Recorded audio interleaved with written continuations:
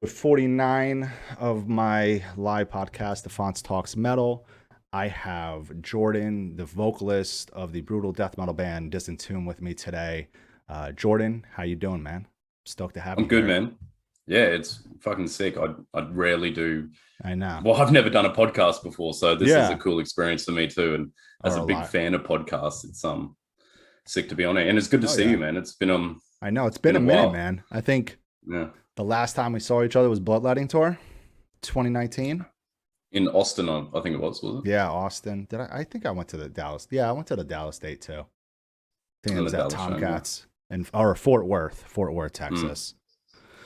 So That tour yeah. was actually the last time Disentomb played, the end of 2019. Oh shit! You In guys didn't do anything after that up until before the whole shitstorm happened.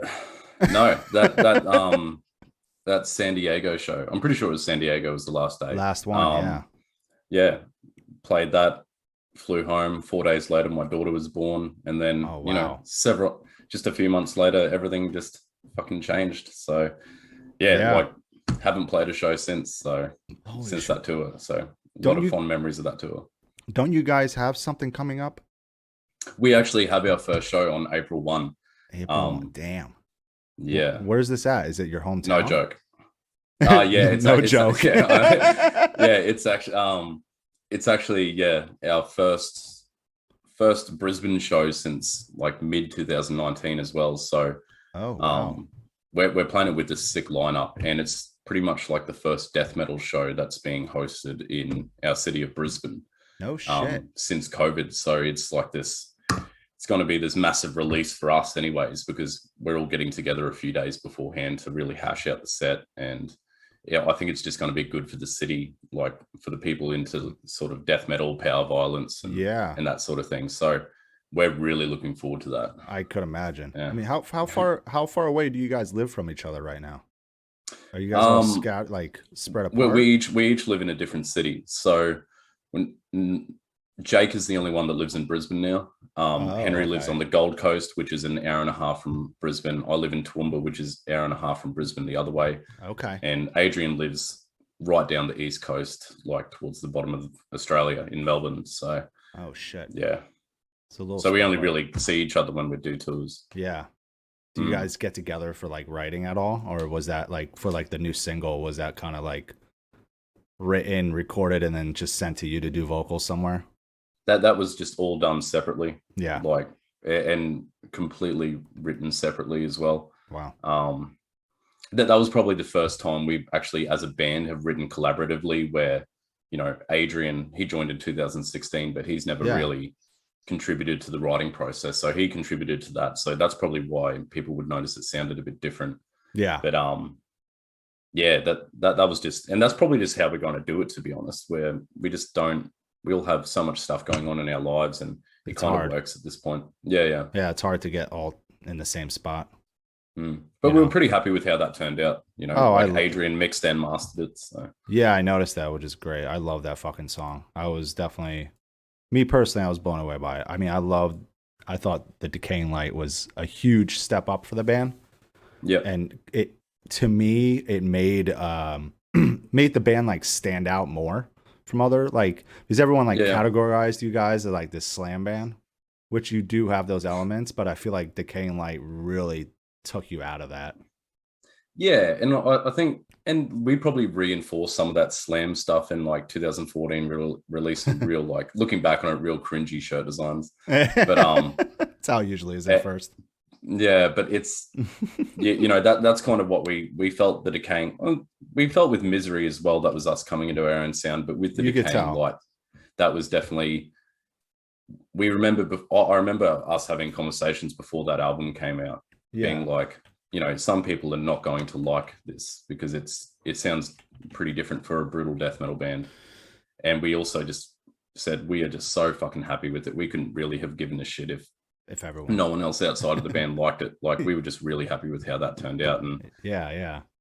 And I think Broken Under Your Symbol of Atonement, the new single, we were pretty stoked with that. But we're probably going to rein it in a little bit. Like, we've had a lot of discussions about our sound and what we're going to do for the next release. And Oh, okay.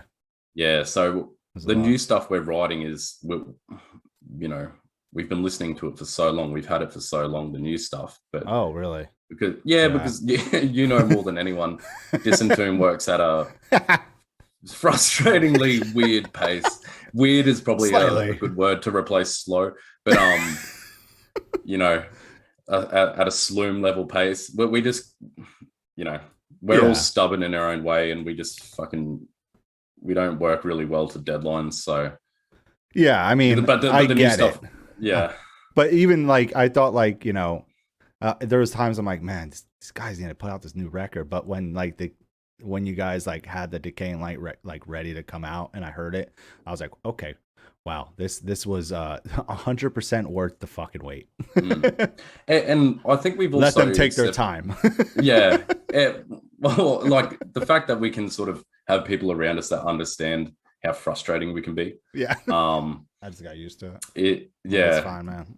But I think we've also accepted the fact that we're not going to be that sort of band that releases an album every 2 years.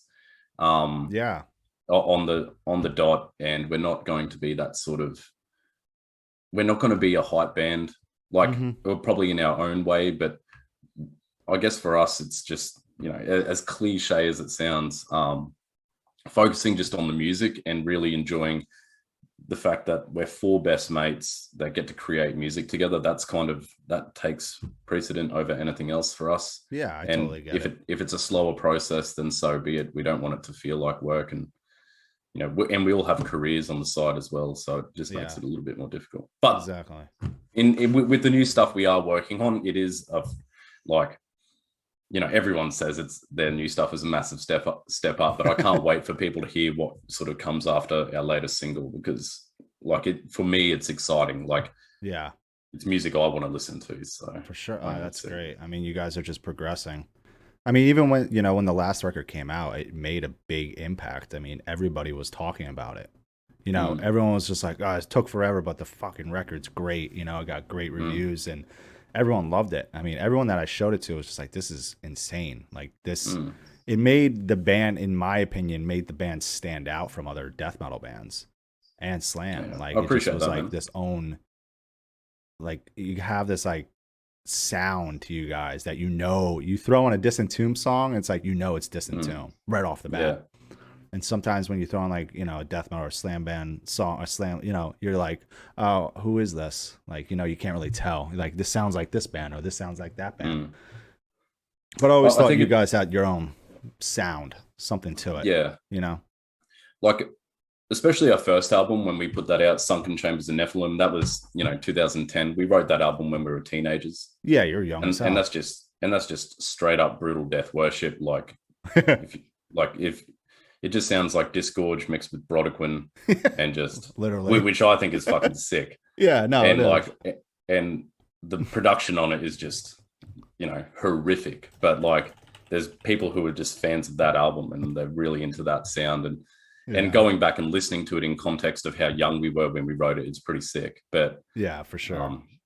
But you know, when we moved into the next album, Misery, that's when we sort of, we had a lot of discussions about what we wanted to define us as our sound, and we were always drawn into sort of Immolation, Morbid Angel, Gorguts, that sort of stuff, and that's where I guess those sort of more evil undertones came from. And to be honest, we're all fans of black metal as well, so like people might be able to hear that sort of influence that goes in there, and so I think just mixing all that sort of shit in there. But it's been a crazy ride so far. It's been fucking 13 years. 13 fucking years, man. So how was like, well, actually, before we get to it, I know Benny, my mod's asking, so are we going to see a new Disentomb record this year, you think? Yeah, I think. Like, and late? Yeah, maybe towards the end, possibly. Yeah. I mean. Is it kind of hard to say? It is hard to say. It comes together. I know we were planning on doing a whole bunch of different single releases, similar to what we did with Broken. Yeah. Okay. So, and because the way I wanted to sort of try and do it, and the other guys agreed with sort of my vision for it. But if we tried to release a single with a different piece of artwork and then a different visualizer for each one. I think it's a good idea. Yeah, and just really focus on that digital format. And so people will definitely hear more Disentomb throughout this year. Whether or not it's in the form of a record is another thing. Yeah. But yeah, like we've got artwork lined up. Like we've commissioned a whole bunch of artworks already, and we have these songs sort of ready to record. Okay. So we do have shit in the wings. Yeah. It's going to do a little bit differently now. Yeah, and I think it's a good idea. Yeah, to just drip feed it out there and just experiment with a few things and just sort of enjoy the process. Like, why not? Keep it, every few months. Yeah. But like every few months, it's like, oh, new Disentomb song. Oh, new Disentomb song. And it's like, holy shit, Yeah, definitely. And however that turns out, like some of the artwork we've got is real like trippy and weird. And, I think that sort of goes into how we are. So I'm looking forward to it. Fuck yeah. Benny had another question. It's a random one, but it's kind of funny. Has Jordan ever been to the Australia Zoo, and did you ever see Steve Irwin when he was alive? Yes. Really? When I was a kid. No shit, dude. Yeah. No, yeah, I've been to Australia Zoo heaps. I saw him feed a crocodile. That's so fucking rad. I'm sure, that was Steve Irwin's a legend. Yeah, dude. R.I.P. That's fucking amazing. Yeah, dude. Nick L. Actually, my wife and I were talking about getting a season pass to Australia Zoo for my daughter. Oh, really? Because she's only 17 months old, but she's super into animals and everything. So yeah, we're going to be taking her and show her like, crocodiles, snakes, and all the other stuff they have there. Everything possible. Yeah, everything. Everything possible. No, but yeah, I have seen Steve. He died on my birthday, actually. No fucking way. Oh wow. Yeah, I remember. I remember the day. Another question, Josh. How old are you? You said you written the first album as teenagers. How old? You said you're 30, right? Yeah, I turned 30 in September. Oh, okay. Oh, yeah. That feels like yesterday. Honestly, the past year has gone by so quick. Everyone I talk to, time is pretty much skewed in the last year, hasn't it? Dude, like today, all day today has felt like it's a Saturday to me. Like I don't like some days I'm like I don't even know what day it is, and sometimes I'm like, what time is it? Like is it like 5 p.m. and it's like noon? I'm like, what the fuck is going on? I'm like starting to like slowly get back into the groove of like working again, Yeah. And it's been you guys aren't in lockdown, hey? No. I mean, everyone's still like Texas. Everywhere I go, you still got to wear a mask, and I would anyway, even if the like business didn't have the signs up or anything anymore. Like I would still wear a fucking mask. I mean, literally during this entire lockdown, I barely went anywhere besides, like me and my girlfriend barely went anywhere besides, grocery store, gas station, and sometimes just go to a park to go for a freaking walk with our, my dog, and get the hell out. But it's not really in lockdown. Stuff is starting to slowly come back, and everywhere is different. Like Texas, shows are starting to happen, but they're like, like Come and Take It Live in Austin, he still has it seated, and got to wear a mask unless like, you're seated at your table. You can have it off to, because you have a drink or something. Yeah. But if you got to go up to the bar, or you got to go to the bathroom, or you got to go outside, you got to wear a mask. So they're still keeping things a bit strict there, at least. But didn't Texas just get rid of the mask rules or something? Mm-hmm. Yeah, but dude, so many businesses are like, get the fuck out of here. Like literally, nonchalant told the governor to go fuck himself on that one. Well, I mean, how fucking hard is it? I know, that's what I'm saying. It's like these people put up this fight about wearing a mask, and it's like, dude, it's not hurting you. Yeah. You know what I'm saying? Like, you're a fucking baby if you've got an issue with wearing a mask. Like a literal baby. Yeah, like we haven't had to wear masks in my state we really never had to wear masks where I live, because they sort of locked, you guys locked it down. Yeah, we got it sorted pretty quickly. But I'm like, my wife and I and my daughter had to fly in August last year for a vacation. And we had to go through the airport and we had to wear masks. And yeah, people complain about having issues with breathing with it. Like how? I don't know. Oh, don't be a sook. Like, get the fuck out, dude. That shit just pisses me off. Yeah. But I think it's it's becoming easier to get the vaccine here. So yeah, they just started rolling it out here. Yeah, like I think probably tomorrow there's this like hospital that is starting to do them for the public, so I can sign up and get it within, or at least one of the 2 shots within like 4 days of signing. Oh, really? Up. Yeah, that's what my friend Sue told me. So I actually do that tomorrow. That's pretty quick rollout. Yeah, I mean, shit. My girlfriend got it back in, what is it, March now, right? Yeah, back in January, February. Oh, really? Okay. I think so. Yeah, she works at the hospital, so I mean, it was like, they're the first ones getting this shit. So when you're booking tours, when everything goes, back to normal, are you going to sort of require bands to have their vaccinations? Or? I feel like a majority of bands don't want to get all political. Yeah, I feel like a majority of bands are just gonna get it. You know what I'm saying? No one's like, the thing is, like, no one's getting fucking severely sick over it. It's like the second shot, you have a sore arm, you may get a fever, you may feel like shit for like 24 hours, maybe 2 days, and then it's gone. That's what I've read. That's like most vaccinations. But yeah. So it's like, that's what I've read literally from everybody that have gotten it. Yeah. So it's whatever. But anyway, we'll get back to normal eventually, and we'll get you fucking guys over here and like, hopefully next year I'll be sick. I don't mean to be a pessimistic Peter, but we've talked about when we realistically think we'll be able to go to the US, and maybe we've had joking conversations of like, we'll be able to tour what's left of that fucking country, but like what's left of that country. That place is.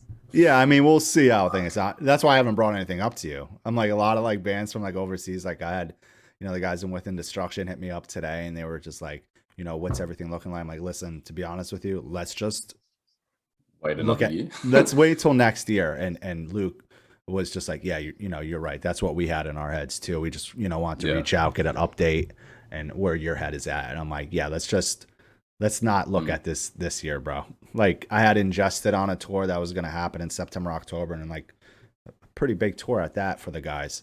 And sick. And they were just like, and I told them too, I'm like, I don't think you guys should plan for this.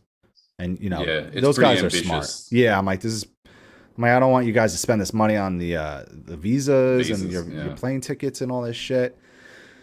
And then it just fucking goes away, or gets rescheduled, and it's just fuck that of money again, like, let's just not do that. And they were just like, yeah, you're right. I'm like, we'll get you'll get the tour with these guys again. Like, it's going to happen, At least the visa process would be pretty quick, wouldn't it?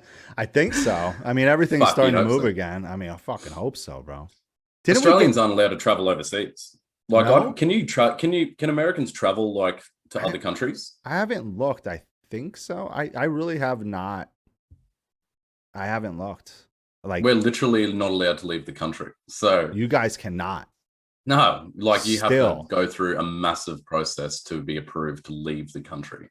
Wow. So, and they're not letting in international. They're only letting in Australians returning from overseas, and you have to go into hotel quarantine for 2 weeks. Yeah, you guys, at your own expense. It's like insane to like see, like, especially you guys, lock it down so quick and get it under control so fucking fast, and then you see all these people over here just like complaining about shit, and I'm like, you guys look at like Australian shit and how they're handling this, and it's like going fine. the thing is, it's just such I guess it's the same as the gun debate, where like we just have such different cultures in terms of what's your freedoms, and America has this very inbuilt thing into their culture where like you can't tell me what to do, even if it's probably for my own good. Don't fucking tell me what to do.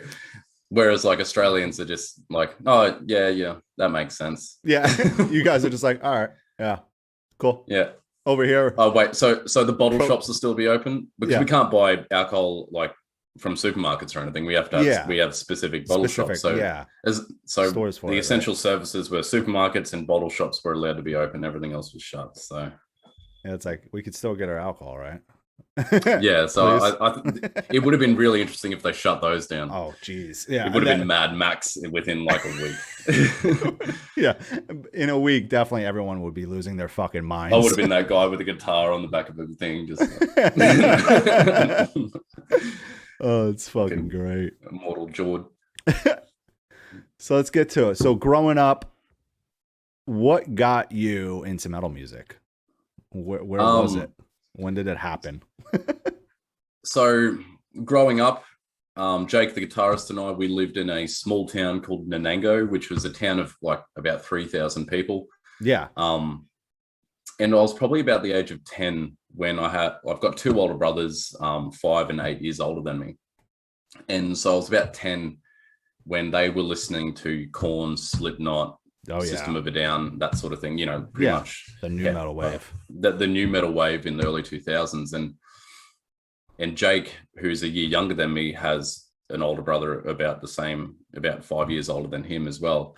And both of our older brothers were getting into that sort of music. And we were, you know, naturally we just heard that music in our homes. And Jake and I were best mates since we were about 7. So damn, you guys go way back. Holy shit. Yeah. So we've been friends since we were like young kids. In this small town. Yeah. And and so naturally we just sort of gravitated towards like Korn and Slipknot and System of a Down. And and then it was about when I was 12, for my 12th birthday, my oldest brother Ryan, he took me to the Australian version of Best Buy, which is called JB Hi-Fi. Okay. And it's like a CD and electronics store. Yeah. And I had previously seen a music video late at night for Morbid Angel, their song Rapture. Uh-huh.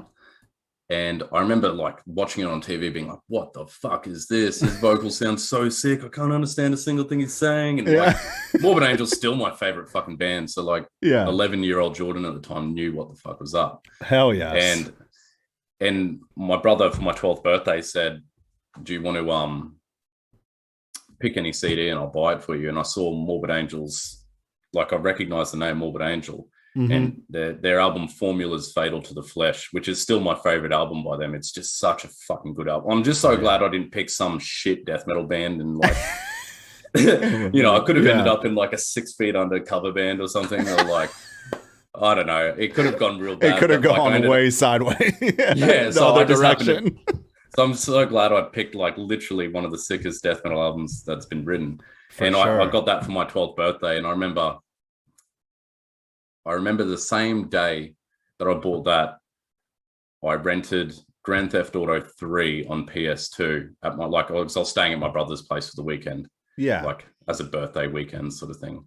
And he just, you know, I think he was like 19 or 20 or something at the time, and rented Grand Theft Auto for the first time and got a whole bunch of Pepsi and Coke and just chips. And I just remember thinking, this is sick. I was listening to Morbid Angel for the first time, playing Grand Theft Auto 3 for the first time, and just like that I guess that was like a pretty defining moment for me. And from then, that's where, because we lived in this small town about 2.5 hours north of Brisbane. Okay. So obviously we didn't really have internet back then. We had shitty dial-up. It would be a matter of whenever after that, just got hooked sort of to this Morbid Angel CD and started. Jake and I, whenever our families went to Brisbane, you know, for whatever, every few months, we would just go and buy CDs and then burn them for each other and swap them. And he would start buying Cannibal Corpse stuff, and we would just share these CDs, and it just, so we kind of skipped a lot of, like, you know, went from sort of Korn straight to sort of death metal, some pretty sick death metal, like Morbid Angel, Cannibal Corpse, and you know, those sort of staples, D-side. And then it was about when we were 14, we got LimeWire. And that sort of just, you know, LimeWire. Did you have Napster or no? No, my older brothers had Napster, but I was too young to like work it or anything. Yeah. But because I remember having that little was it Winamp or something, that player? Some shit, yeah. Yeah. I wish I Like, could go computers back. were so fucked back then. I know. Like, I wish I could go back and like look at it again, you know? yeah. Like sit Can you down at a imagine how, computer and pull it up and be like, "Oh my god." Yeah, it'd probably, yeah. Or like it'd be, there must be computers out there where if you fired them back up, like they would just have everything still on there. But they were so fucking slow and shit. Dude, such shit. I remember thinking back then, I can't wait for the future when things just work properly. Yeah, it's like things are like faster, instantaneous. Yeah, like I can't wait until we don't have to sit here and wait for AOL to connect or whatever you had. You know, there's different ones, smaller companies too, and it was just like, God, dude.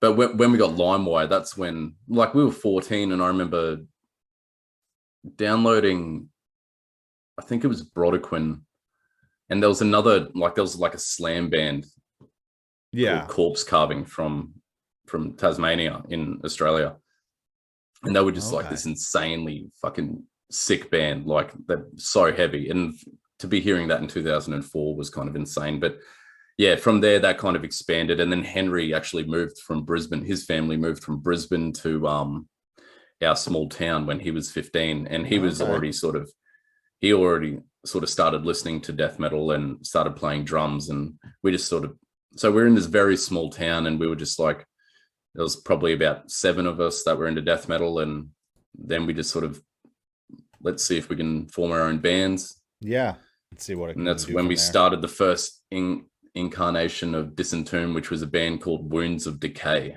What was it again? Wounds of Decay, like a wound, a decaying wound. Yeah. Wounds of Decay. So and Jake wasn't in that band. That was like a few other guys. Yeah. And I was the vocalist in that, and we played our first show, and like it was so cringy. Like, imagine a country town in Australia. Yeah. No one's really ever heard of death metal before, and then we're playing like the talent show at our high school. It was fucking funny, like, looking back thinking about it right now. You're like, whoa.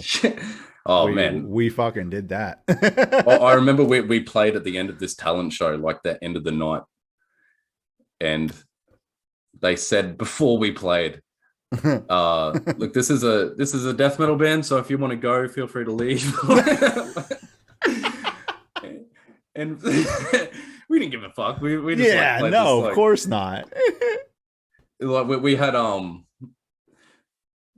and we had to change our song titles as well. Like, we had a song called something like Dismembered in the Night or something. Yeah. And we had to change it. We had to change the song title to like Remember the Fight. It's like the teachers tell you that like you gotta change it. Like, the because we had to put it in like the program. Oh yeah. So it had to like be so it had to be like not Dismembered in the Night. So yeah. It was just like, and like looking back on it, it's just such good memories of like recording with just these shitty programs and just thinking they sounded sick and just sort of, of course, just having fun doing it. And yeah, and we just didn't remember, we weren't part of any sort of music scene or anything. Like, it was just there a few of us hanging out, and like we didn't know anyone in Brisbane or anything like that. So was it like very small, like the metal scene there? Like, was it just like a very small group of people in our town? In your town? Yeah. It was literally us, just like and maybe guys. Like three other guys. Like, no one else was really into metal. There was no other bands. No one else was in bands. Wow. Yeah. Like that's how sort of country we're talking. Like, no one played music there. Yeah. There might have been like a few cover bands or something. So how was the reaction? It was like, there were people getting up and leaving. So like literally leaving. and like looking back on it, I'm sure our parents that were there probably weren't proud either. So yeah, no, they were probably like, what the they're probably like, what the fuck did we do to our kids that they're writing Remember the Fight? And just like I had like bleached long blonde hair. Like, it was real fucked. Like, and we're all wearing camo shorts and like decapitated shirts, and it's fucking incredible. It was funny. And then we actually, we played another show, which was like a talent show in the town over. Yeah. In the bigger town, 20 minutes over, there was a bigger town with like 10,000 people in it. And so they had this talent show, and from our entire region, there was like 5 bands. Wow. And we won that talent show, even though like, are you serious? Yeah, and we got like a $500 voucher to record at a studio, and we recorded this like demo. How'd that go? We went like, it was at a studio in Brisbane. We didn't know what the fuck we were doing. Like, this studio is like so used to recording like indie bands and stuff, and like, just like we came up and we recorded a song called Decapitated Jesus or something like that, and like, yeah, you know, like such a 17-year-old, like a 16-year-old death metal song, but like, oh yeah, it actually sounds fucking like I'll have to find it because it actually isn't too bad. That's incredible. So you guys, when you recorded that song, you were still in high school? Yeah, man. Yeah, like, right. Yeah, you're still fucking. So when did it? How long after that band did it turn into like Disentomb? When did you guys? So Wounds of Decay, which was Henry, myself, 2 guys named Matt, and another guy named Tim. Okay. There was another band that came after that called Cadaverin. Okay. Yeah. So we dropped a guy called Tim, like our mate Tim, and brought Jake in. Oh, and then Jake came into the fold. Jake came into the fold. Yeah. Okay. Yeah.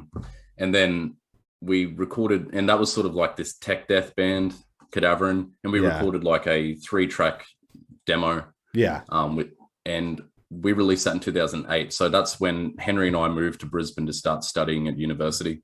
Okay. And so we recorded this 3-track demo in 2008. Mm-hmm. And then we were like Jake, Henry, and I particularly were really into Disgorge. Yeah. You guys started getting into them.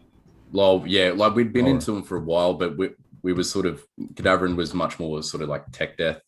Yeah. And we just really we just all loved Disgorge, and we just wanted to do something that was more in the vein of Disgorge. So we started another band simultaneously with Cadaverin, with just the 3 of us, and then our other mate Tom we brought into the fold, who's the original bassist for Disentomb.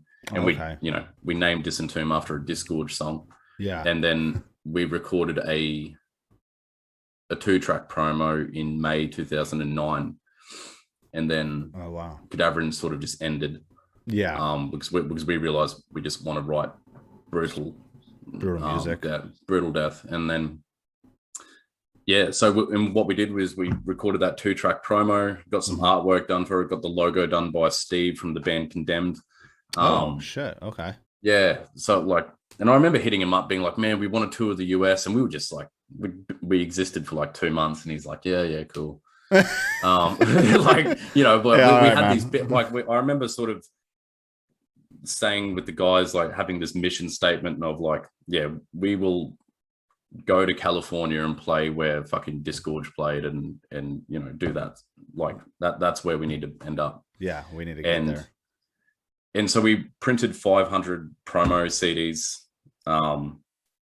ourselves, and just contacted all the brutal death metal record labels and said, hey, if we send you a whole bunch of copies of this, can you put this in your orders? Yeah. Oh, just give them out pretty much. Yeah. Well, we just gave them away. And then we contacted all of our favorite bands in the brutal death scene and asked for their addresses and sent them out like our CDs and shirts and stuff. Damn. And just try to get our name out there. And then we started writing the first album, Sunken Chambers and Nephilim. So, and then it just all started taking off from there. When did you? Yeah, and we started playing our first shows in 2009 or 2010. Was the first label you guys signed to New Standard Elite, or were you on something before that? No, the first album, Sunken Chambers and Nephilim, that came out on Amputated Vein Records, like a Japanese label. Yes. That's right. I forgot.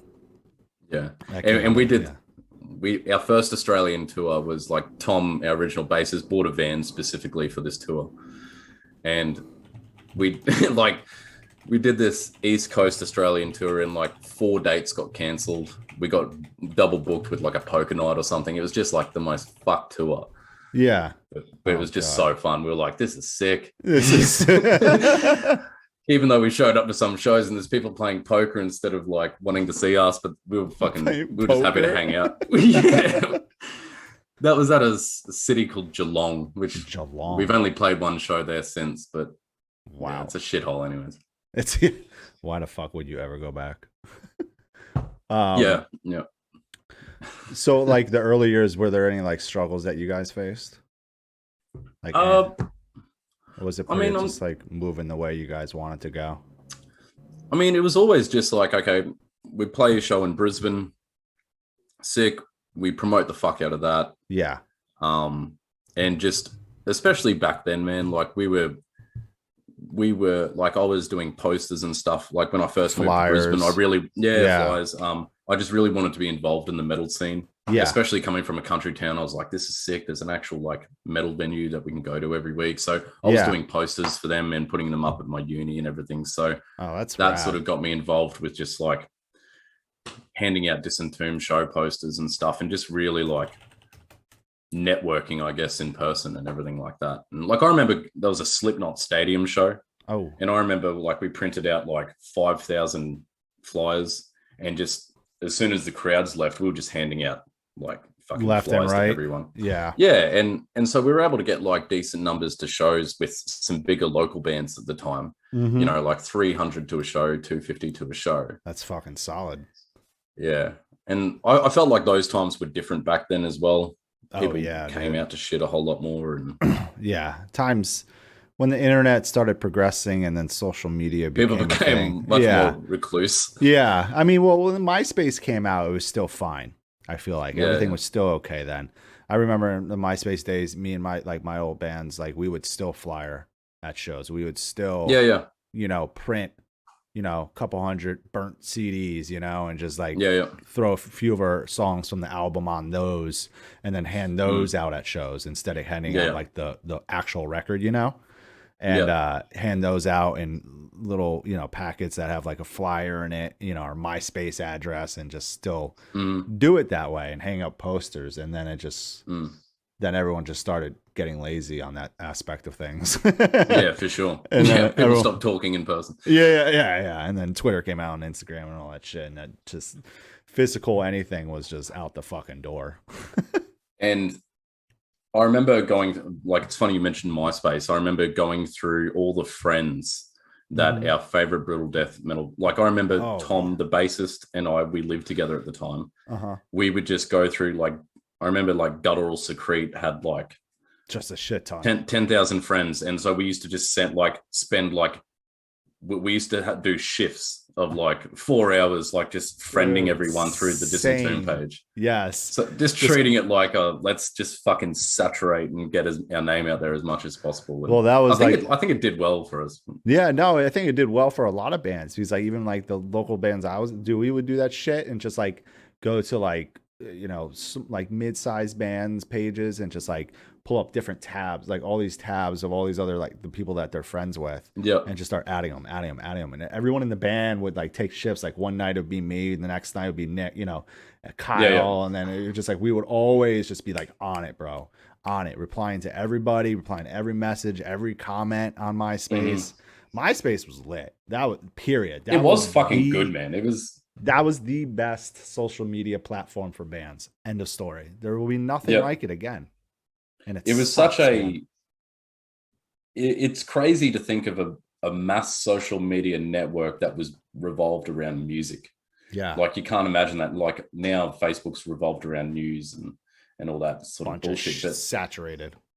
Yeah, exactly. But like, that was something that it seemed kind of pure. And I'm probably looking back at it with fucking rose-tinted glasses, but it was so like, it was sick. It was fucking cool. You could like, especially when it got easy, like everyone started using or learning HTML. So like you can make your whole, like we were like, I was like learning this shit because I wanted to make our MySpace page look like a fucking website. Like no one was making websites. Everyone was making their MySpace page look like a website.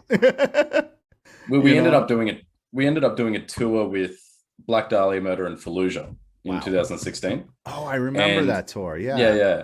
Dude, and sick fucking tour. We became super good friends with the dudes in Fallujah. And I didn't even realize, but Alex from Fallujah actually back in 2008 designed our MySpace. Disentomb's, or 2008, 2009 designed Disentomb's first MySpace. Like we paid him to make a sick Really? MySpace page. Yeah. Yeah, it's funny, like I don't know, not even that long ago, I learned that he does graphic design and all this shit, and I don't know how I never knew this. But that's fucking insane.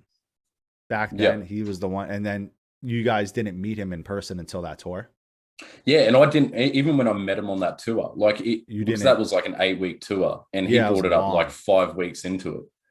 And I'm like, fuck, are you serious? And I went back through the emails from like years and years ago. Oh, you found them? Fuck, I did. Yeah, I found them. I'm like, fuck, I did not realize that was actually like, I'd been talking to this guy for a month. Like, we obviously hadn't thought about MySpace, let alone fucking commission MySpace layout. But like, yeah, that was insane to we just ended up crossing paths and becoming really good friends. And that's incredible. That's so he didn't bring this up until like halfway through the fucking tour. Yeah, he didn't bring it up to like halfway through the tour. It might have just like clicked in his brain, like, wait a minute. Yeah, he probably didn't even remember either. Like, I think he was making quite a few all the layouts time, for right? everyone. Yeah, dude. Back then, I mean, even Daniel McBride. Does that name ring a bell at all? Daniel McBride. He works at Samara. I know that name from somewhere. He was in that band called. He was the drummer of that band Last House on the Left from Arizona. Oh, okay. But he's been with Sumerian for a long time now. But dude, back then, like MySpace, it was like Daniel McBride was making so many bands pages, like layouts. He's probably making a fair bit of money, man. Oh, dude, literally. I mean, I got to talk to him. I got to catch up with him. But even back then, I remember him telling me that he was making money. And like when everything started shifting over to Facebook. Dude, I remember a lot of people that I was like friends with that did graphic design were like, "Oh my fucking god, this sucks." Like I'm making good money, like living off of this, doing graphic design for like literally just MySpace pages and shit for bands and whoever. And now it's just literally gonna go away. Yeah, I hadn't even actually considered that, but like I think we might have paid Alex $100 or $150, and yeah, I mean that's like decent money, especially in 2008 or 2009. Very young, like very young. And imagine if you had $100-$200 a layout.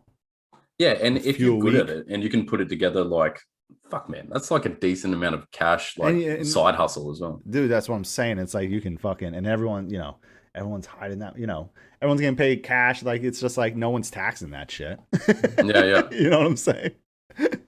But yeah, those were the days, man. I don't always bring it up, but like when me and my friends like talk about shit, like talking about like, when we were younger, like MySpace was the probably best. That was for social media and everything. That was the best for bands. Yeah. And I think just that general era where, oh yeah, that too. You didn't have and like I was saying to you before the podcast started, where like I still got my social media accounts, but I've deleted them off my phone. Yeah. And I don't get notifications for any of my social media. I get like Twitch notifications, which is whatever, but like Instagram, Twitter, Facebook, none of that. Literally don't get them on my phone. And like I've got a smartwatch, and I just made sure I didn't select notification because I can't think of anything fucking worse than like if I'm at the gym or if I'm running or whatever. And you're getting pinged. I get a fucking random message that I've been forcibly joined into a Facebook group, pig squeals and something like that. Or into like a Facebook group message. Just some dumb shit. Please don't do that. Don't put me in those. Thank you. Yeah. I'm already in a group messages. I'm in so many Facebook groups. Like, it's just ruined Facebook for me. Like, people have just fucking made me join. Like, this would have been a few years ago, and I just haven't been fucked to like. It's too much to keep up with. But I think that general era of like where there was an offline and then there was an online. Yeah. And you would go online on your computer. And that was it. It was on your computer. It wasn't like you weren't going online on your cell phone. It was like, when you were younger, then it was just like on your computer. And then when you got off, like that was it. Like you're not on social media until you can get, you go hang out with friends and you're out with your friends for like hours. And then you wouldn't get back on the computer until the next morning. Or maybe that night, Now it's like you're always on. You always have it at your fingertips, and I think that's definitely sucks. That's I'm just really glad, and obviously how old are you? I'm 34. You couldn't be a day over 25.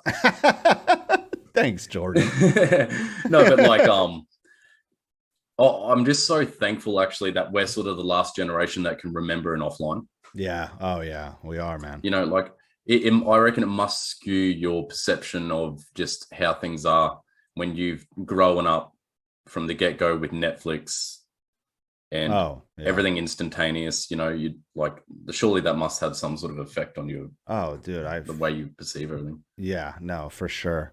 I mean, even, I started booking tours in 2000. Well, I became a booking agent in 2006, right?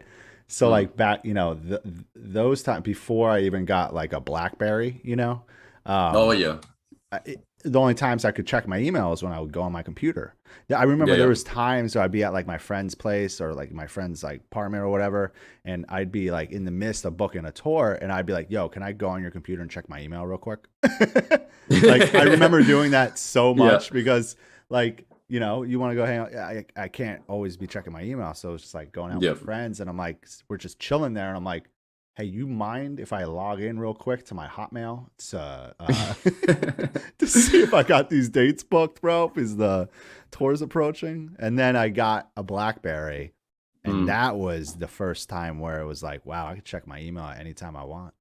I'm in the future. This is insane, dude. I remember on our I never got a sidekick though. Never got one of those, Yeah, I remember being a teenager wishing I fucking had one, but like, you dude. know, it would have been so like surely that must have sucked like the user experience on that. Dude, there was definitely times where I'm like, I wish I didn't have this fucking thing. Because that's when Yeah, it just got to the point where it was just like always checking your email or always getting the yeah, notification like, oh, you got a new email. I'm like, fuck. I yeah. don't want to deal with this right now. I remember our first time the band went to Europe in 2011. Yeah. We didn't like. I don't even think I had a smartphone, but there wasn't really any plans on like international travel, like mobile, like any Australian mobile companies didn't have any proper plans. Yeah. Um, so I remember having to go to a fucking internet cafe, which is like so dumb. Like, you'd never Yeah. do that now, obviously. No, that's not even a thing now. I don't even know if internet cafes exist. I'm sure they do, but I'm sure they do in like Europe and stuff. Somewhere, maybe. I don't know. Probably Japan, China. Like there has to be still internet cafes. Japan would probably have them for sure, like For those sure, gaming right? centers or whatever. Yeah, exactly. Um, so anyway, back to some Disentomb. What? Yeah, sorry to go off on Oh tangents. no, it's fine, dude. I do it all the time when I do these episodes. Tim said Japan 100%, 1,000, 10,000% has internet cafes. That's what I figured. They still do. Mm. It's Even though they crazy. probably have like Oh my god, internet. insane mobile phone technology. Oh yeah, of course. Um, so back to Disentomb. Are there any like Disentomb songs that stand out that you really like playing live? Like specific Um, ones that you're always there's like keen to play live? Like we got to play this song. Yeah, there's the one off Misery, which is sort of I would say it's our most popular song, Vultures Descend. Yeah, Um, that's a you great know, one. we try and finish with that one because it's And just it got two massive slams in it. It's that's a got good. some evil shit in it. Yeah, that's a good one to end Um, it. there's one off The Decaying Light, Indecipherable Sermons of Gloom. Mm-hmm. That just I think there's two riffs in it. One, that leads into just it getting slower. I think that's just sort of, people hear us use the term sloom, Yeah. Oh which, yeah. sort of obviously just sort of started as a joke between us, but It's that usually the I think case. is, yeah, I think that's just like the definition of a sloom, like where Yes. it's like this slam doomy sound and Put it's together. just Yeah. this, yeah, and it's just fucking crushing. Like that's probably my favorite song. I just think it's really well written, and the riffs Jake came up with that for is just insane. And Yeah. so I think it's probably those two, and Are those ones that you guys pretty much? Well, the one we off will Misery. always play those. Yeah. But Misery has another one, an edifice of archbestial impurity. Yeah. That's just the end slam, and that is just fucking crushing. So Oh yeah. I think it's those ones. Like I'm trying to think of, there's none. There's one off our first album, Sunken Chambers of Nephilim, which there's a track called Cystic Secretion, Mm-hmm. which is I haven't listened to that record in so long. yeah, like honestly, it does sound like someone once commented on it, like a YouTube comment. This would be back in like 2011. Yeah. That it sounds like it was recorded with a pineapple. And the guy who recorded it, Joe, our mate Joe, yeah, like we recorded it in a jam studio. He came on our 2 first US tours with us because he's into videography and he did video and photos for us. Yeah. Oh, okay, cool. He ended up getting a pineapple tattooed on his leg, like because of that. because of that, because it's just he's the one who made it sound like a pineapple. It was recorded with a pineapple, so it does sound like it was recorded with a pineapple. It so fucked. That's fucking great. Because what were the 2 first tours? It was, you guys did like a New Standard Elite tour, right? Was that like the first one you did here? Yeah, in 2015. Right? That was our first US tour. That was us headlining with a whole bunch of bands. One from Basque country, which is a region in the country of Spain. Yeah. Cerebral Effusion. Mm-hmm. They're top tier brutal death. And it was like just a full brutal death tour. As you can imagine, it's New Standard Elite. So that's one of the best labels for super underground brutal death. Oh, yeah. Big time. So it was Cerebral Effusion, Iniquitous Deeds. It was a while ago. Delusional Parasitosis. Yep. And a few other bands. I can see their logos, but I can't fucking say it right now. It's all right. But yeah, that was like our first US tour, and it was sick, man. It was like just a super underground tour. We didn't know what to expect, and we ended up making it's an underground tour, but we ended up making money off it. So that's great. You came home in the green. Yeah, and I mean, we've been doing that since probably 2014, where somehow it just works out for us, where we end up selling enough merch. And people dig the merch designs. So like, hopefully people realize how much that fucking makes a difference, Oh yeah. I feel like people do here, like even like when I had Ingested come over for the first time in 2015, they were they were not prepared to sell the merch, the amount of merch that they sold. They didn't have any idea. Like I think me and Bryce told them you should get like this much printed, and I'm pretty sure they printed under that for the first order, and they were just selling, dude, like a lot, and it blew them away. They were like, "Holy shit, we're gonna go home in the green," because they were like very much prepared to go home in the red. Like they were, it was their first time here. They're like, this is what we just got to do, Yep. And they went home with money, and it was just mind blowing to them. But it changes your outlook on things. Yeah, I saw someone comment Embodied Torment was one of the other bands. That was the logo I could see in my head. Oh, Josh said that. Yes. Impetuous Deeds. Am I saying that right? Impetuous Deeds. Were they on it? That was Iniquitous Deeds. Oh, that's a fucking iniquitous. So that would be like iniquity is evil. So yeah, evil deeds. That's what he meant. He said dirty deeds done dirt cheap. But yeah, so that was our first US tour, and the response was just insane. Like I remember we played this, I think, LA show.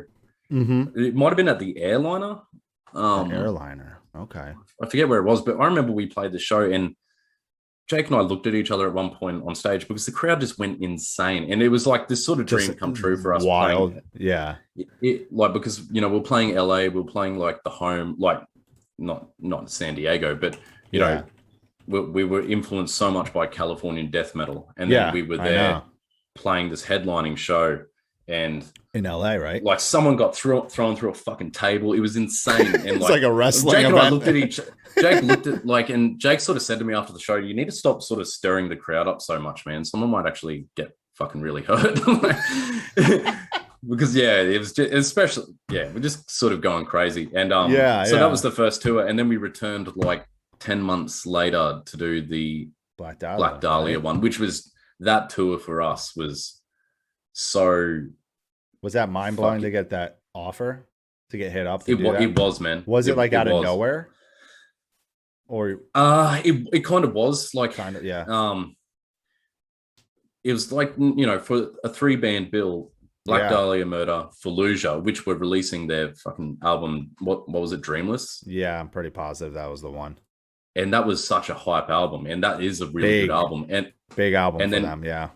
And then for us to sort of be the third band on the bill, like the opening band, it was just such a good lineup for us to jump on, and it was probably so instrumental in us gaining a bigger following in the US because, and for us, it felt important to fly the flag for brutal death metal. Yeah, because we definitely, you know, we know we're not a deathcore band. We're not a straight death metal band. We are like technical, but we're not a tech death band in the way we're sort of seen. And so we kind of thought, fuck, like a lot of people will be seeing a brutal death metal band for the first time. We want to make sure the shows are at another level for sure. And yeah, we just that tour we sold an insane amount of merch. Like we ended up having to reprint shitloads, and we sort of incredible. Yeah, and that was, you know, around that time we were sort of chatting like, fuck, maybe we could even sort of quit our jobs or our careers and focus on this for a while. And yeah, and thankfully we were able to maintain our careers while touring for a few months of the year for the following few years. But yeah, that tour was really insane. And that was the he said it was in the chat, it was the Unhallowed album tour, wasn't it? Yeah, so even that was even more hype, man. So fucking insane. I don't think I even went to a show on that tour, which is kind of crazy. I remember we played. What was that? And we played an Austin show, and there was like fucking 700-800 people there. Holy! It was like this outdoor thing, man. Oh, and it was Mohawk. one of the Mohawk. It might have been like kind of outdoors, and then it. Yeah, it was like this hangar. Yeah, that's Mohawk, dude. That place is rad. And that's where I met Stephen Mashburn for the first time, actually. Really? Yeah. He came along, and he was like, "I'm in this band called I Am Destruction." Yeah. And I'm like, I think we chatted online a little bit, and he gave me a shirt which I still wear. But no shit. Yeah, I wore it on stage that night, and I just, that show was just that's one of the shows that actually stands out in my mind because the crowd was just so insane, and the pit was just insane. Dude, shows in Austin can go off. I've been to some sick shows at Mohawk, or just in Austin in general. But that's what the venue got changed last minute to like it went from a smaller venue to a bigger venue. Oh, well, Mohawk is bigger. I mean, it's like 1,000 cap. I'm pretty sure. And it's I remember, illegal. And we just had this massive merch stand, and we just like had probably like an obnoxious amount of merch. Like we just had so many different like snapback design, like hat designs, like flat brim designs, like mosh shorts, and just fucking like in every color that you could imagine. And we just ended up selling like, we had to get like some friends to help us sell it. It was just like, I look back at that and it was just so fucking sick. It's surreal. And that was you said it was an 8-week tour, right? Yeah, man, that was an 8-week tour. And before then we had toured Europe and the UK for 3 weeks as well. So we were home for 2 weeks and then went back on tour for 8 weeks. So wow, it was cool, man. We got to see a lot of the US and meet a lot of like mates, and then so fucking insane. And then that was 2016, and then you came back when I brought you guys here with Devastation, right? With Aborted. Was that 2017? 2018? No, 2018. I think it was 2018. It was. It was a bit of a gap. Yeah, the Boarded, which was a fucking cool tour, man. That went over really well. Aborted's fucking sick. I mean, I look back at that lineup. I have shirts still from that tour. I have like these double XLs and XL shirts. And I literally saw them. I pulled them out of the box today. Is this with this other Devastation merch I still have? And I was like looking at the lineup, and I was like, damn, that's sick, dude. I want to just do that lineup again and see how it does now. You know, like we did that like 2 years from now.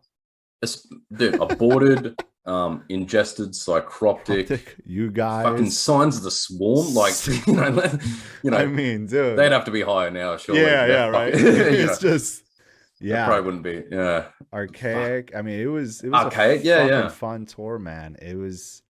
I remember when I got that lineup together, I was like, holy fuck, dude, we're really. That's like a premier sort of like death metal lineup, dude. Like. that 100% is. I think you guys were maybe throwing some shade towards Summer Slaughter at the time. I don't know. Yeah, Like, I was. There was like times. It was funny. I'm like actually surprised. It was like some because there was like people that like made memes that were, yeah, like pretty much saying Devastation's better, right? And I would just repost them because I don't give a fuck. And I was like really, really surprised. Like Ash from Sumerian never hit me up and was like, "Yo, Dan, chill the fuck out, dude." Because I've known Ash for a long time, and we don't really talk anymore. Like he's crushing it, film and all this stuff. But anyway, but at the time, I was like, I was talking to Bryce. I would post the meme, and I was talking, Bryce Lucian. And I was like, dude, Ash is going to hit me up and be so fucking mad at me and like threaten me to pull it down. You can't argue though, but the way Summer Slaughter was branded and the way sort of what it turned into, that was I kind of get like why he went like. Oh, I completely, I do get it. Because it's been going for so long that it's like, all right, let's see if we can try something different. Mm-hmm. And it didn't really go the way he wanted it. Especially like, I would have thought like Between the Bear and Me version of Summer Slaughter would have went better, but it really didn't, which really blew my mind, dude. Yeah. They're a massive band. They are. And it's kind of blew my mind that it didn't really, they had one with like, it was like, what was it? Oh my God. One of Osiris or something? Dillinger Escape Plan, Animals as Leaders. Like, I think Bone of Osiris was on it. No shade to Bone of Osiris because I am a fan of the band and now I'm friends with like Lee and shit. But like Bone of Osiris was on fucking Summer Slaughter way too much. Same with Veil of Maya. And I love those bands, but it was like every year, Bone of Osiris, Veil of Maya. I'm like, can you guys stop being on this tour? Yeah. Can we try to, can you guys just stop and can you guys replace these bands with some other like really cool bands? I just try with Devastation. I just really try to make it special in a sense where it's just different. Like I am going to go back and do like, I rescheduled. The next one's like a black metal one, huh? Yeah, it's Rotting Christ, Borknagar, Wolfheart, Abigail Williams, Imperial Triumphant was supposed to be on it, but they're not able to do the rescheduled dates, so we replaced them with Veil of Nath. I haven't even announced that yet, so anyone here that just heard me say that, you're the only people that know. So it was like, we're gonna do that, but my plan is that's gonna be in April, May 2022. But my plan is for 2023 is literally go back and do a straight up fucking death metal lineup. That'd be sick. I want to try. I really want to get fucking Black Dollar Murder or like Fetus or something like that, And then Fetus would be fucking sick, man. Then obviously ask you guys to be on it. And, well, I'm just going to tell you guys to be on it.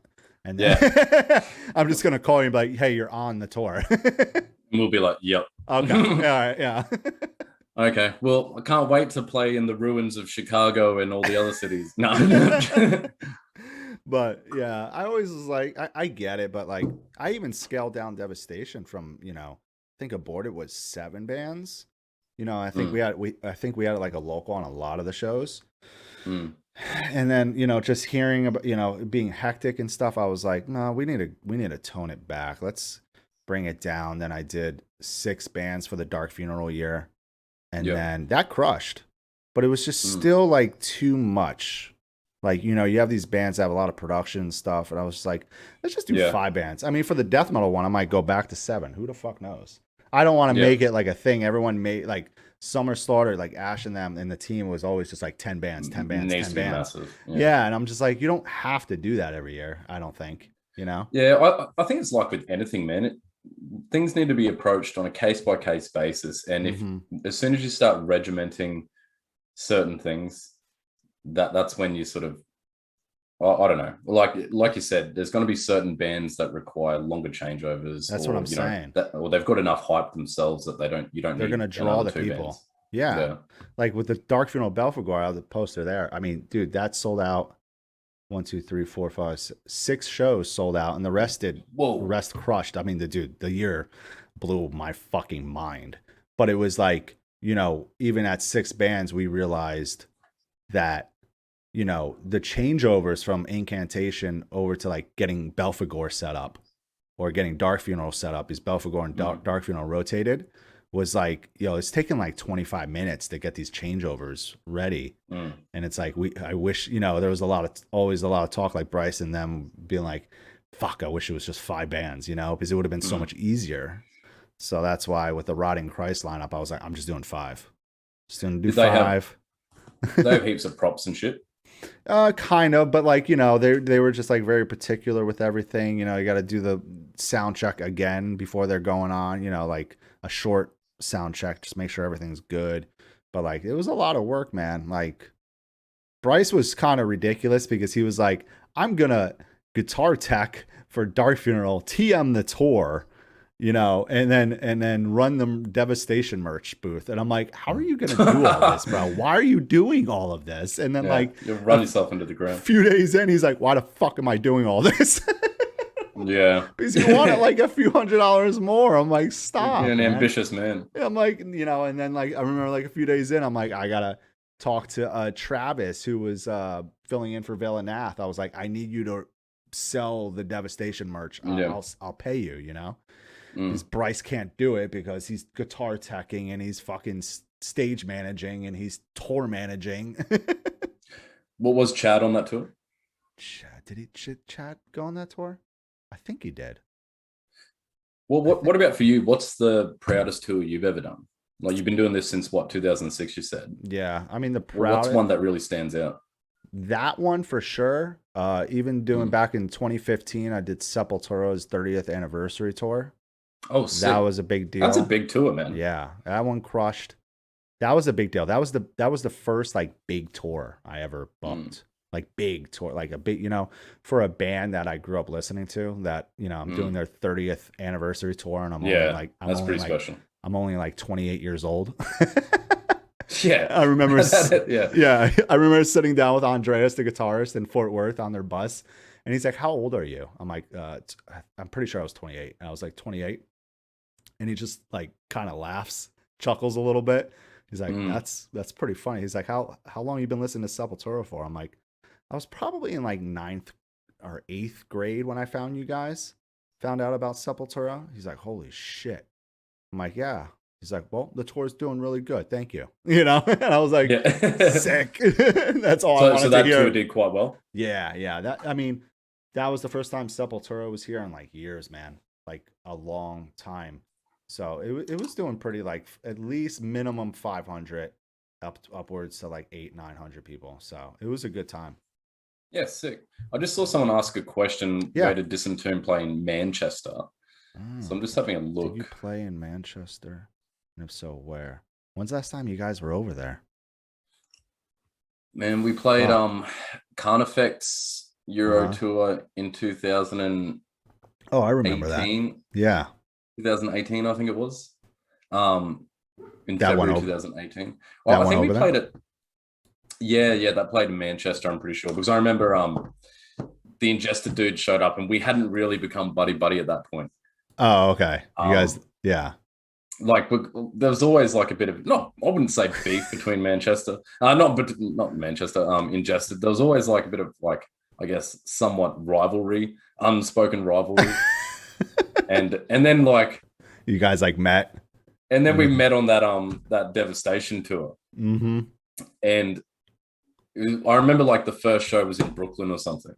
Yeah, and I remember we were sort of like sounding each other out, and then we just ended, and like me and Sam like talk to each other on the phone every now and again, and like we just ended up becoming good mates. And what we realized is we're just all cunts.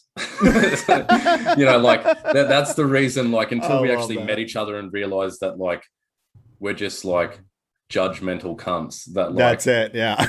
It turns out like, okay, we actually are very similar. Yeah. And and we have a very similar sense of humor. But I remember at first we did our first a second UK tour in 2015 or 16. We played Manchester with Ingested. And I remember there was some discussion between the booker and those guys about who would headline. And we pushed that we wanted a headline. And so we ended up headlining. But like, and obviously Ingested is the much bigger band now. Yeah. But like, I mean, I remember, and we just like, I remember we all saw each other at the show and we are all just like, didn't really chat or anything. Like, it was like this sort of, it wasn't tense, but it was just like, it wasn't friendly either. Yeah. And then it was just when we finally met. Good. And after like by the end of that Devastation tour, the first one we did, like, we were just such good friends. Like me and Sam just going off on little adventures like together, before shows and stuff. And it's just those dudes. It's funny how that turned out. They're so funny, man. They're just like, God, dude. The nights like hanging out with them and just like drinking with them. Them staying at the house that I used to live at, the band Seeker, that house, I used to live with those guys for like a year and a half. So we would have, like, when Ingested would come into town, come to the States, the tour, that was like their hub, like their home base, and we'd pick them up from the airport and all that shit and house them for the few nights, let them practice, warm up, because there was like a small practice area in the garage that was like all padded and shit. And they, they would practice in there, warm up. Like, I mean, the house was a fucking mess. We'd get fucking hammered. Sam would cook up some huge meal. And the kitchen was just a fucking shit show. I remember the morning after just being like, Sam, dude, what the fuck? And just piles of pots and shit. I'm like, oh, he's like, I'm going to clean it up, mate. Don't worry. And he would, like, a day later. They're just so fucking cheeky as well. Dude, they fucking are. And I love Sean's like disposition, because he's just always like this bit of a serious cunt. Always, dude. Like lays down the He'll loosen up too. When he loosens up, it's funny. Yeah. Like he does, like, you can see from first impression, people be like, oh fuck. Because he's serious all the fucking time, dude. Like, there's no facial expressions with Sean. Yeah. Barely any. Yeah.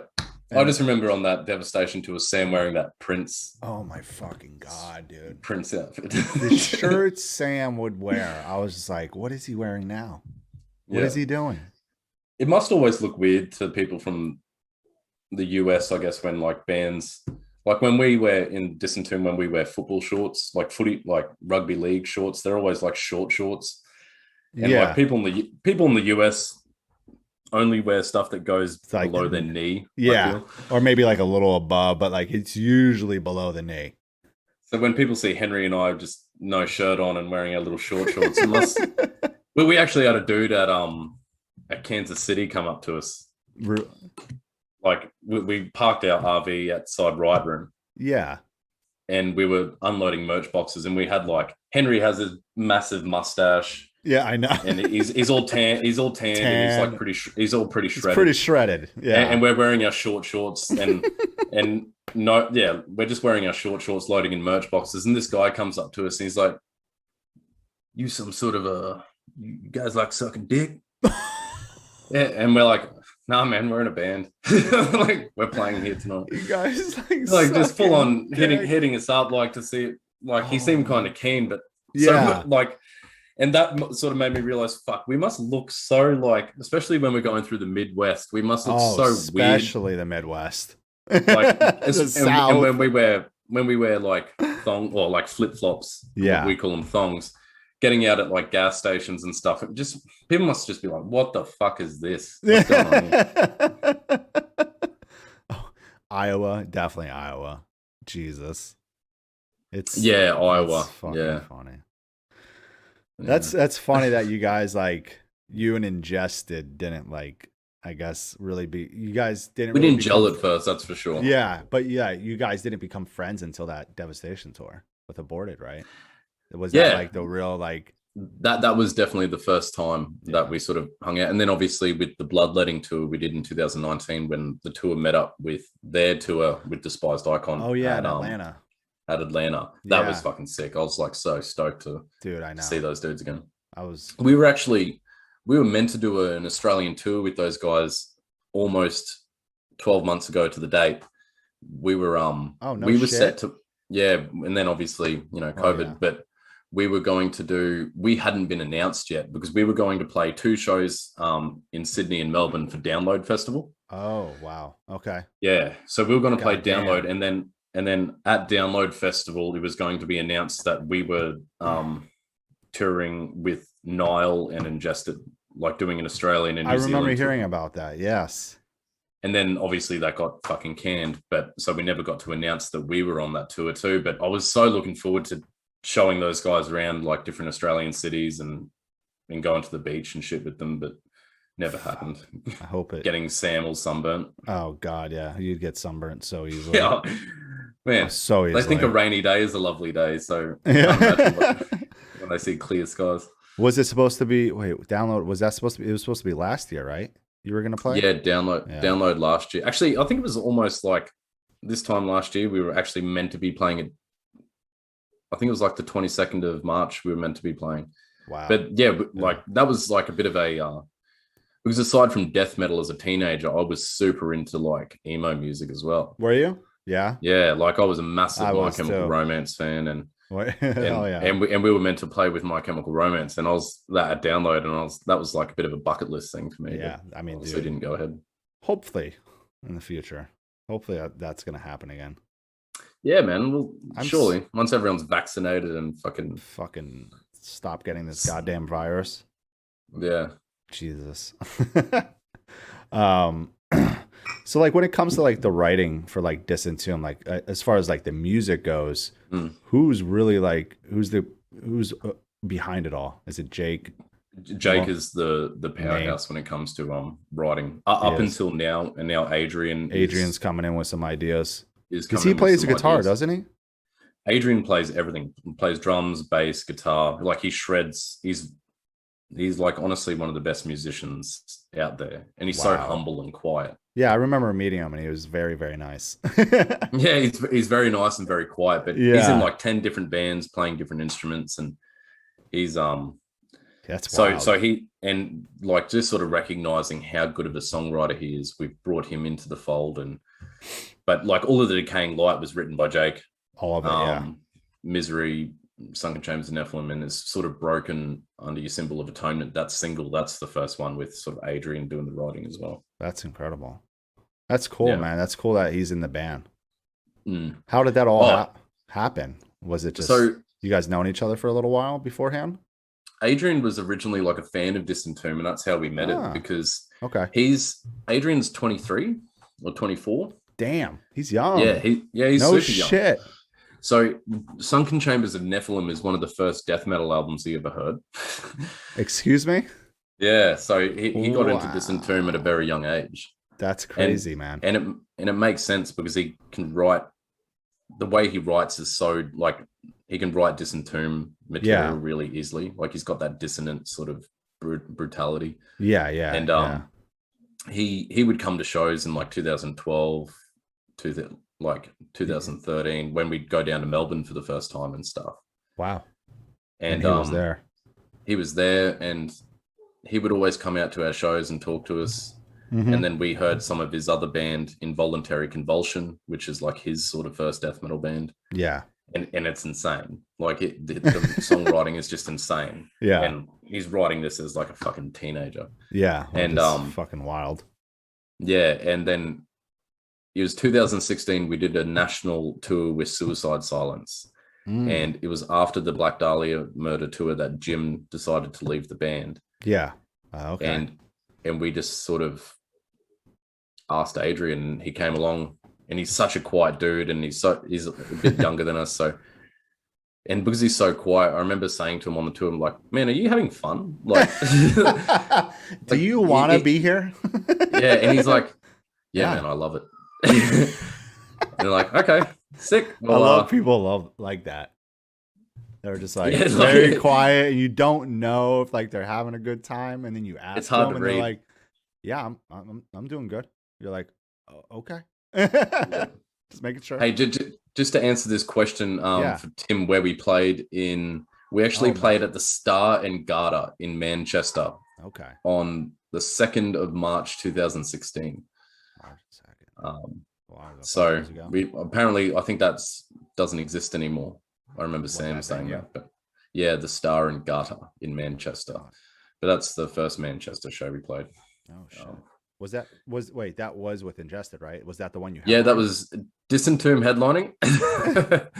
in Ingested hometown. Yeah. Bit bold. Oh my god, I love Ingested that.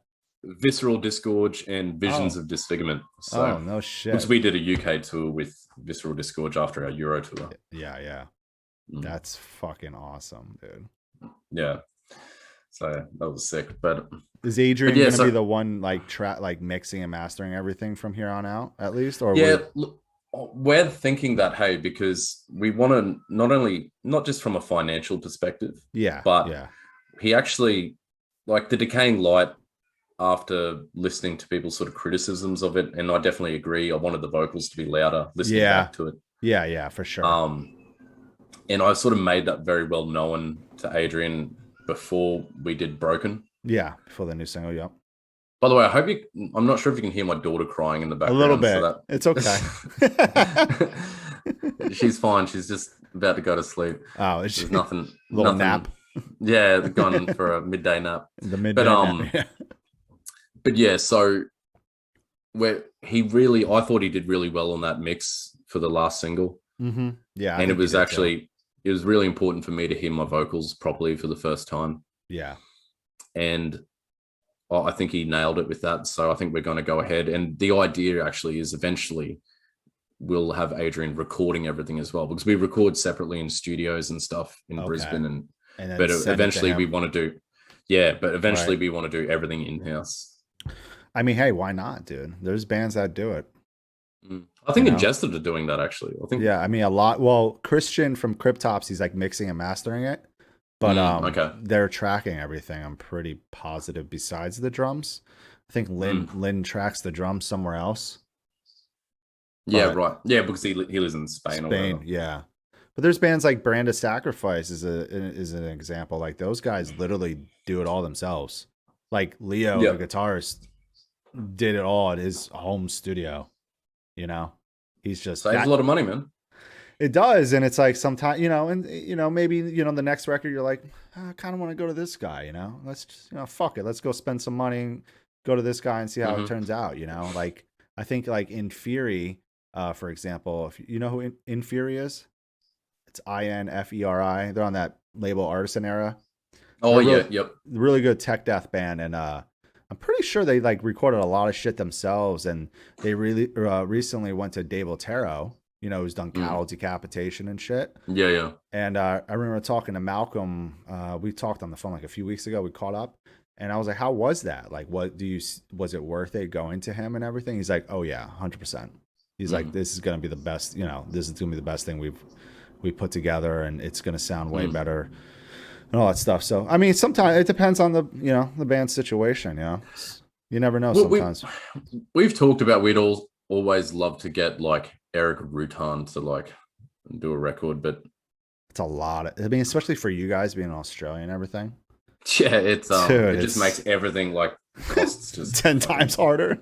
10 times harder because you're coming from like a weird corner of the fucking world. I mean, yeah, even when we were setting up this doing this podcast with you, I was like, okay, what time can you do this at? Like, what time your time? Can we do this at? And then let me see what time it is for me. It's actually super frustrating because I've started a new band as well, actually. Oh, no shit. Okay. And it's with a dude in the US. Oh. And just even like we've been exchanging ideas, but to actually to line up a time to have a video chat. It's fucking difficult, dude. It is. Even today I was like, oh my god, the time was fucked up by an hour. I'm like, are you kidding me? I'm like, how did I literally thought I had it right, and then I remember I was walking my dog and I saw like your Instagram post, and it was posted 45 minutes ago, and you said in 2.5 hours. And I was like, what does he mean 2. I was like, oh fuck, are you? And I Google it and I'm like, oh my god. Yeah, that's so good. Fuck did I fuck this up? Actually, was it daylight savings time that fucked it up? I think it was actually. Stupid. It probably was. Yeah, it was then because we went an hour ahead this time. I hate it so much. Are you in daylight savings at the moment? Yeah, or it's just started or something? Stupid. Yeah, like a week. What was it like last week, Tim? I can't fucking remember. Pretty sure it was last week. Is it hot where you are, or is it dude today? Still cold? I mean, I'm wearing a fucking hoodie because it was like 50 out today. Like What's 50 Fahrenheit? Oh, what is that to Celsius? I don't fucking know.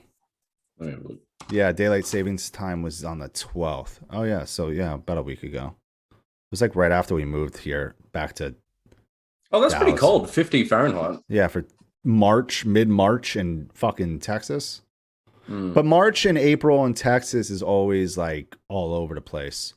Like not this morning, but was it yesterday? We woke up to like a fucking crazy thunderstorm. Yeah. And then a few hours later, it's just like sunny out. Everything's fine. Yeah. It's been storming here for the last few days. It's been sick. I love rain. Oh, yeah. What's the temperature there? Is it cool? Let me have it's pretty warm, to be honest. Like we're in autumn at the moment. Okay. So it's like fucking in the future. So we're in autumn, everyone.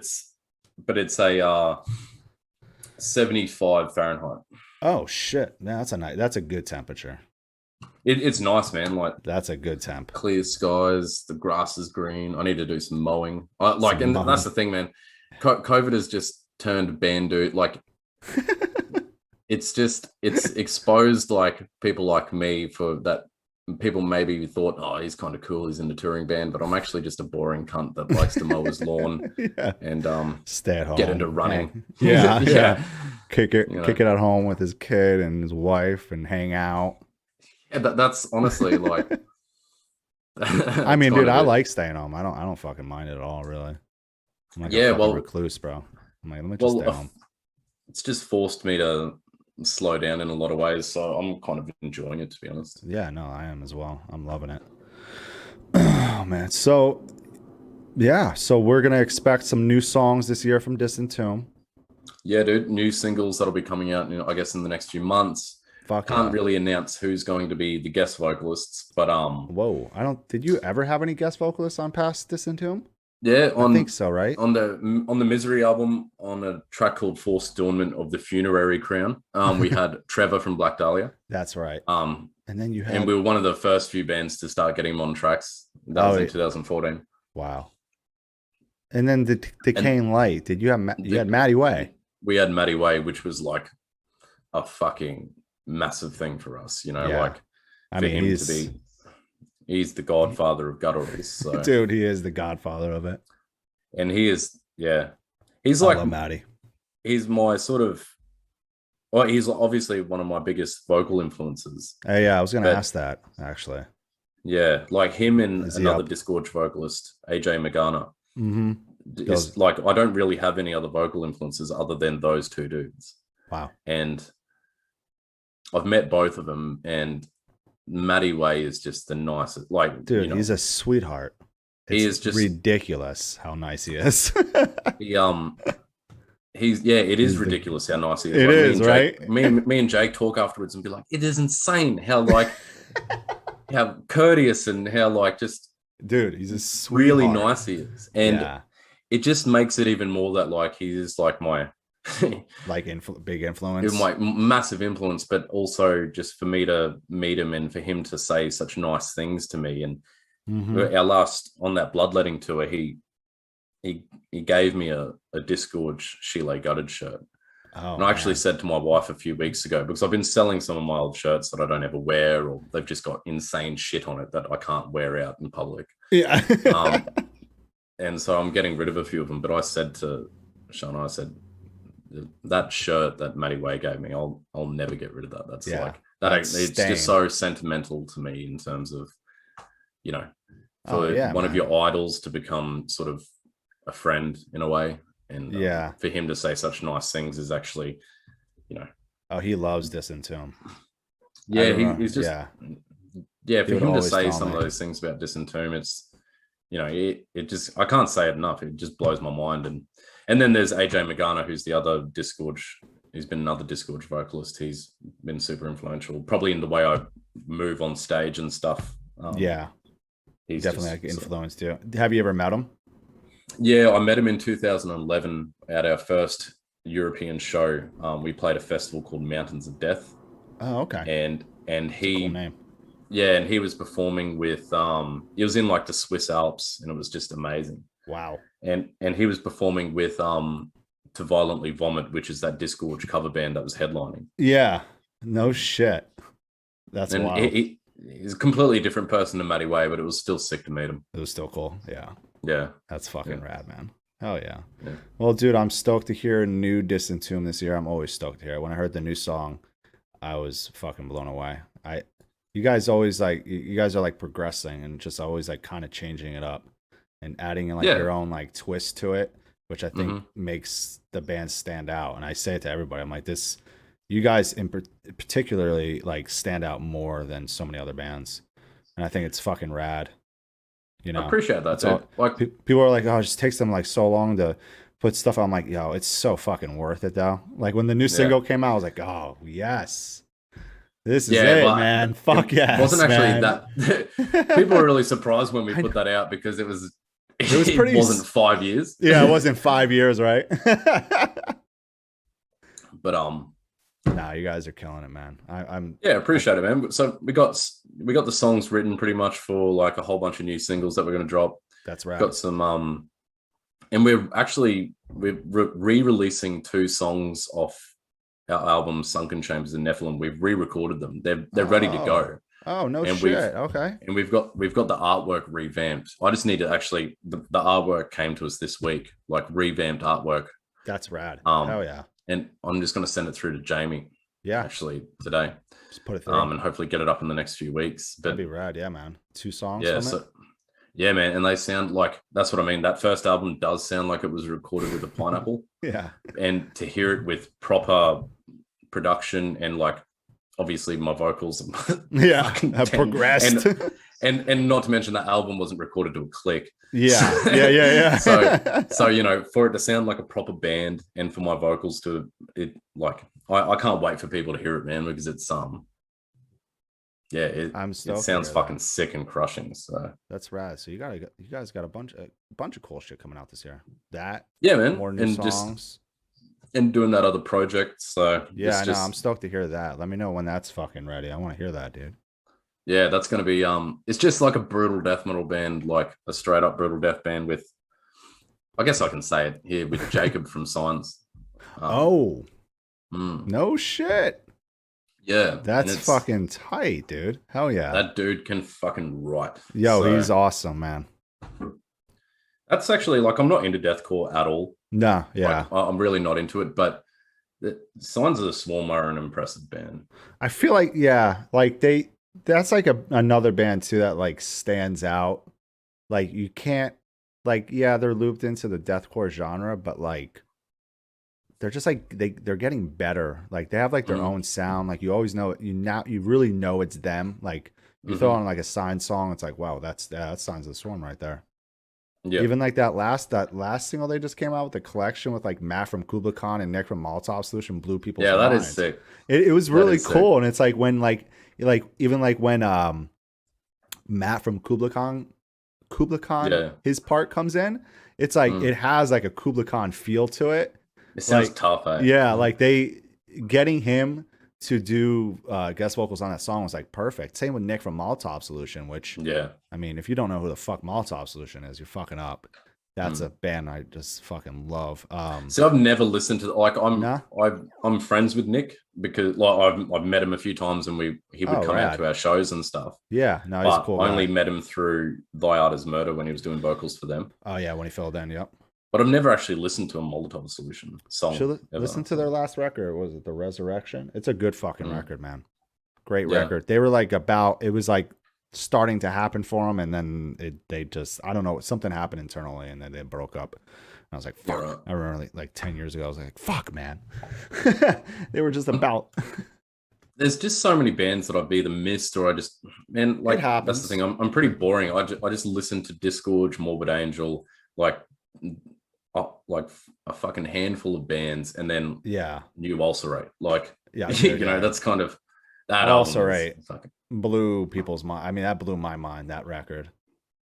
I don't get how they do it, dude. It's such the way I've described like that album, Stare Into Death and Be Still. If you've listened to previous Ulcerate, it's just so complex, and it's almost like they said, hey, let's just strip things back down a bit and write one of the best death metal albums of the last 10 years. And they fucking did it. Like, the songwriting is actually so insanely good. It is, man. On that album. And it was about this time last year they released it. Yeah. I mean, dude, when they started, like, when they released the first single for it, I was like, whoa. Yeah. These guys, like, I didn't expect that. I don't know. I didn't know what to expect from them, but it really blew my fucking mind. Yeah, dude. And I was like, this band is like on another fucking level.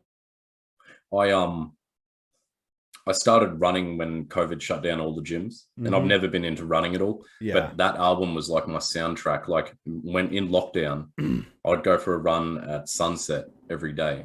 And like, I just have such really fond memories of lockdown, because I'd just get to the top of the hill and like that album would be playing and I'd just be watching the sunset. It was like fucking sick. That you'll have some really good memories off that record now. Sure, man. It was just like this weird time. Yeah, very weird time. Hell yeah, dude. All right, awesome, man. I thank you so much for doing this with me today. It was a fucking blast. I know everyone here is stoked as hell to hear a new Disentomb and your new project as well. Yeah, sick. We're gonna go raid somebody, and I just saw that Scott from Fallujah is streaming right now. Oh, is he? He is. I love Scott. Yeah, sick. Dude, Scott's he's good people, man. So I want to go raid his ass. He's awesome. Yeah. So we're just gonna bring everyone from here over to his stream. Where the fuck did it go? Hold on, let me just. I appreciate you having me on, by the way, man. Like, I don't know if I've been fucking rambling, so I don't know if it's dude. This is how I don't know if it's been good content, but no, dude. I tell everyone that do these episodes, like, listen, I'm gonna have like a notes and like shit I'm gonna bring up and talk about, and we can just go off on whatever, bullshit, and and then people. Everybody in chat can ask what they want or bring up something, and we'll go off of that and just fucking relax, dude. This is not, do whatever the fuck we want. You know what I'm saying? It's been good to catch up as well. Yeah, man. And I appreciate anyone that's been tuning in. Thanks. Yeah, dude. Appreciate it. And if you're a fan of Disentomb, fucking means a lot. Yes. Everyone here is a fan of Disentomb. But yeah, everybody, we're going to go raid Scott, the guitarist from Fallujah. He's streaming right now. He's been on here for like a month or so. And then on Saturday, I actually have the guys from Brand of Sacrifice, Kyle and Liam. They're going to be hanging out with me. We're going to be listening to their new album, Lifeblood, talking about it.